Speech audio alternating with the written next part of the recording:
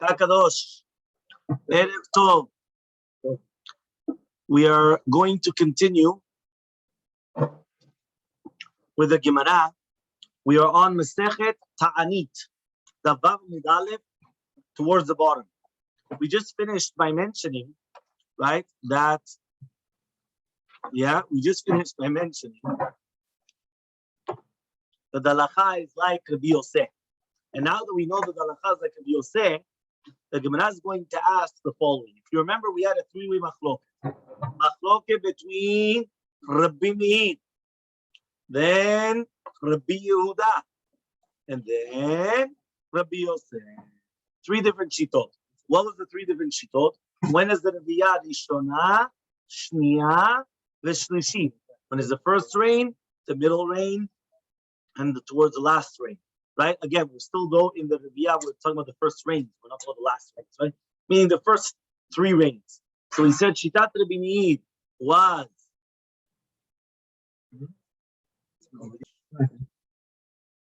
next Shita Rabbi Yehuda is 7:17:23. Third Shita Rabbi Yosef. What was it?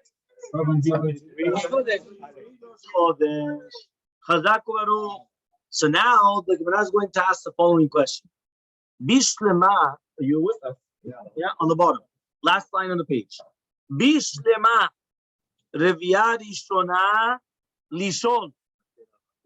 I understand that the Reviyah Rishona is to ask. Yeah. I understand that the first Reviyah, the first.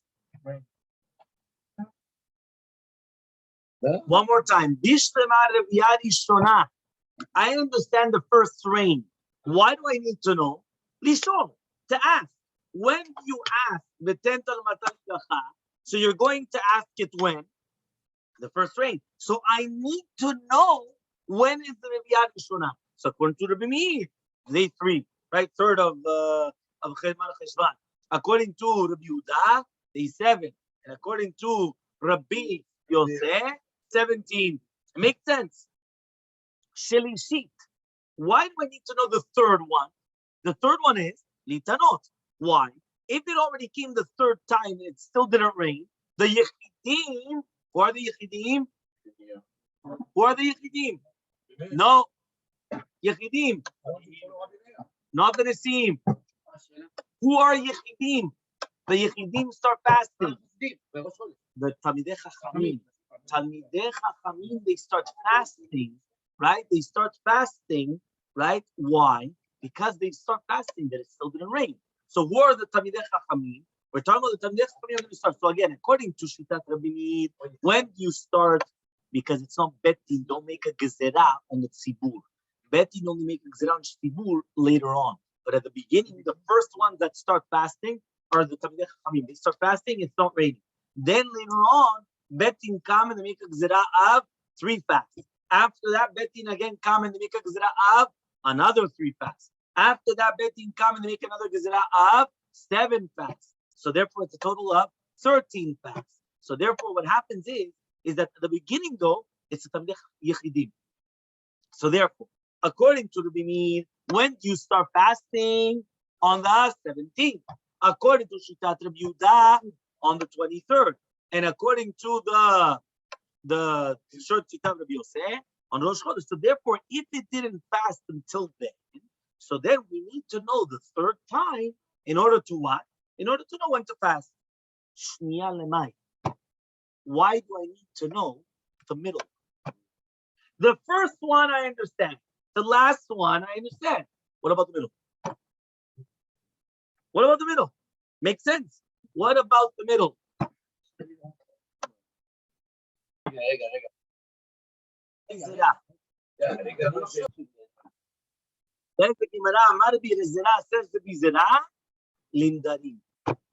For a net.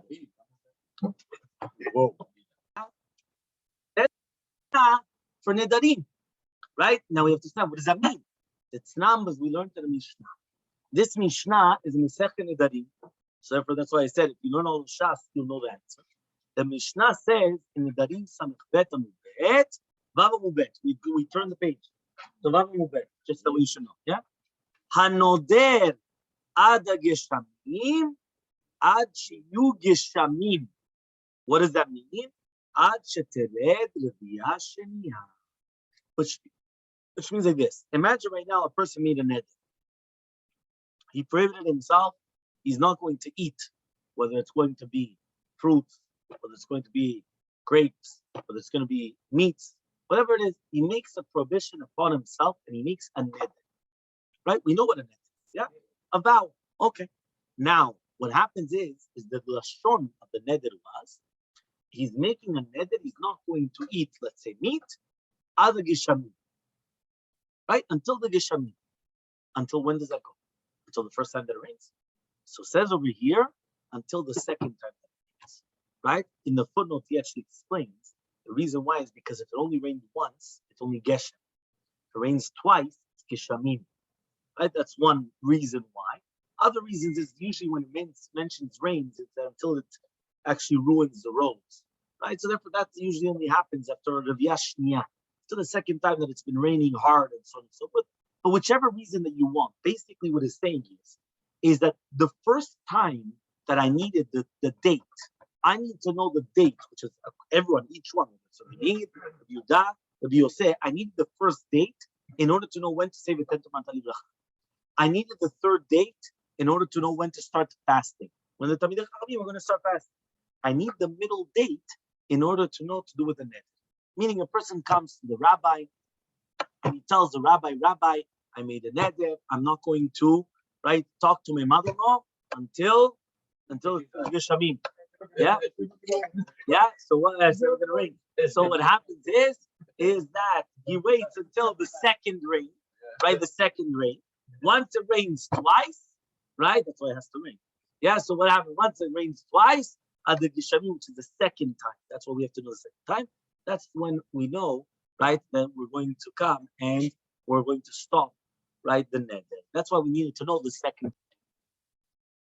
Going to be another concept, which is to do with the second time of the rain.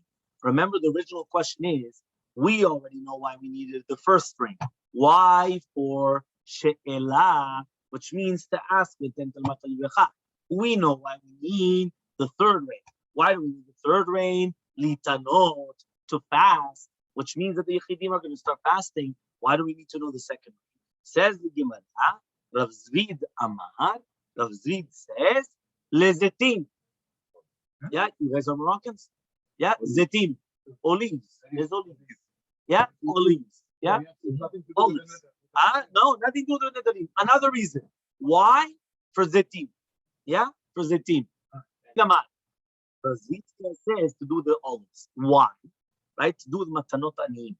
We know that when a person wants to get, when a person comes and he's going to give the presents for the aniyim, he has to give many different presents. First, the presents that we know are leket, shikha, upeah. What exactly is leket, shikha, upeah? Leket is when you have one shibolet or two that fall on the floor during the time of reaping. So when they start reaping, and there's only one stalk or two stalks that falls on the floor, that's called leket. What is shikha? Shikha is when you even have a bundle, but they were forgotten in the field. So that's lishkoa, shachach, right? Leket is the tamil laket. So if it's only going to be one or two, right, it's nothing. If it's going to be a bundle, if it's going to be three or more, so then it's a bundle, you could pick it up. If it's going to be one or two, that's called leket. Shikha, even if you had a bundle that you forgot it there during the time of reaping, you have to leave it for the aniyim. Pe'ah is the corner of the field, right? You're obligated to leave it like that, and that's called pe'ah. There's another two different halachot, which are called peret, right, and olelot. Peret are when you have two gargirim, right, which they fall, right, from the butzer, from the one that's butzer anavim. So the one that's taking the clusters of grapes, and you have two different gargirim, two different grapes that fall, you have to leave it behind. And olelot. Olelot are the ashkolot, which they only have one shura, one row of grapes. So it's like a cluster of grapes that only has one row. Okay, fine. So now the halacha says like this. Let's try to understand exactly how do we get back to the olives and what exactly are we talking about. It's not We learned on the Mishnah. This Mishnah is in Peah, Chet, right? Mishnah. Okay, remember Peah, there's no Gemara, it's Mishnah. Right? So the Mishnah, Peah, Chet, Aleph. Me'em matai kol adam mutarim veleket v'shicha u'peah. When is everybody allowed in leket shicha u'peah? What does that mean? Until now, we always mention who's permitted to take leket shicha u'peah? Anim, the poor people. Yeah. What about we? We want to go. We want to take the leket shicha u'peah. When is it going to be permitted for us to go and take the leket shicha u'peah? Right. So it answers the Gemara. The Mishnah over there, Mishilechu hanemushot. When the mushot, right? These are the latest people of the anim that they come. But the Gemara is going to explain it. Meine mushot, right? That they're the last ones. These are the zekinim that they're going with their, with their sticks and with their staffs, right? So he says that when these people already left, because these are the last ones that came into the field and they did their scavenger. So therefore, if they already left, so then what happens is that means that no anim are going to come back again, because these are the last ones, the last anim that come into the field. So therefore, if they're still left over, leket shicha u'peah, after these, so then since it's already used, that means the anim already gave up hope, they're not going to come back again and again. So everybody can come in and take. Why? It's already a forget. That's it. There's no more. So therefore, every single human being can come into this field after they left and take the rest of the leket shicha u'peah. There's hardly going to be anything left. But if there is something left, you could take it, right? Finders keepers. Okay? Okay? Field. Now we're going to go to a vineyard. When is it permitted that everybody can come in the vineyard to do with the peretulolot, which are basically, again, the two grapes, or the olelot, is only one row of grapes in this cluster of grapes that they're allowed to come and take. Mishielchu aniyim bakerem v'yavo, which means after the aniyim went to the kerem once, and they checked the second time around. From this, after the second time around, there's a sechadat, and therefore everybody can collect. So basically, what happens is that the poor people, they come in once and they come in twice. They check in and check out. Yeah, well, once and twice. After the second time, that's it. So that's to do with the vineyard, to do with grapes. Okay, so one more time. Field, leket shicha u'peah. Vineyard, peret ve'olelot.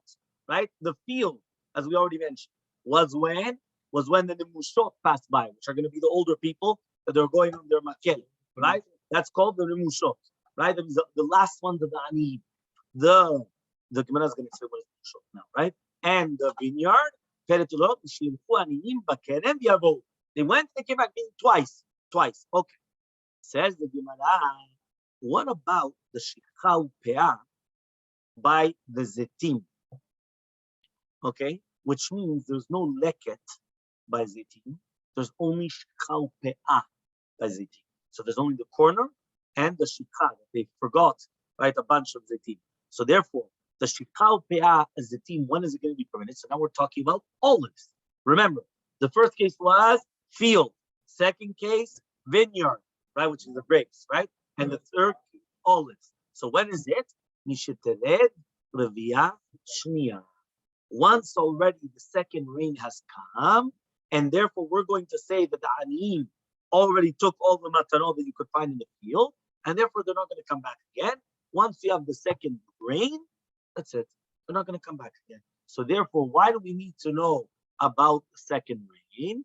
To know when is to do with shicha u'peah by zeitim. In the mushot, what does it mean in mushot? Amar Rabbi Yochanan, says Rabbi Yochanan, sabeh de'az le'atigra. These are sabeh. What is a sabeh? Sabeh is a sabbat.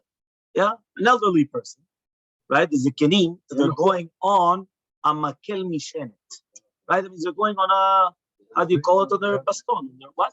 They're not sticks. They're going on their sticks, right? Yeah, on their king. What does that mean? That means they're going sabeh azli. They're Oziel. Azla gerish. Azla, you're going. Azal is to go. Okay. So tigra is on the stick, on the makel, on this cane. Okay, that means since they're going very, very slow, right? So therefore they come and they find much more. Meaning many times, right, because we're in a rush, we don't pay attention to what's on the floor. But if you go very, very slowly, so you pay attention to everything that's there. Yeah, that means they'll pay attention to much more things than we do. Correct? Yeah? He agrees. Yeah? Next, the Shakish Amar, the Shakish, yeah, comes and he says, Lakote batar lakote. Right? What does that mean? They're mlaktim b'zeh achazeh, which means it's like the ani, right? That he brings his son, right, to the field. So the son, which is the poor person, is going after the father to pick up whatever the father left behind, right? So therefore, right, after the son, then there's already you. That's lekute bata lekute. It's like the one that's milaket after the one that's milaket, which many times it happens, right? You're coming, you're picking something up, right? And then there's somebody behind you that's picking up whatever you leave behind. So therefore, if it already happened twice, and that's what the concept of the mushot means, right? So here he comes and he says, Mishush is like they come and they checked everything out, just like Yaakov Avinu came and he told Laban, Ki mishashtat kol kelai, ma matzata. Yeah, ma matzata v'techa. You already checked everything out. What did you find that's yours? Yeah, you already mishashta, right? You checked, right? You feel things out. So therefore the same thing. So that's the two different explanations why we need the Leviyah Shniya. There's going to be another few of them, Rav Papa, Rav Nachman, but that B'ezrat Hashem we will continue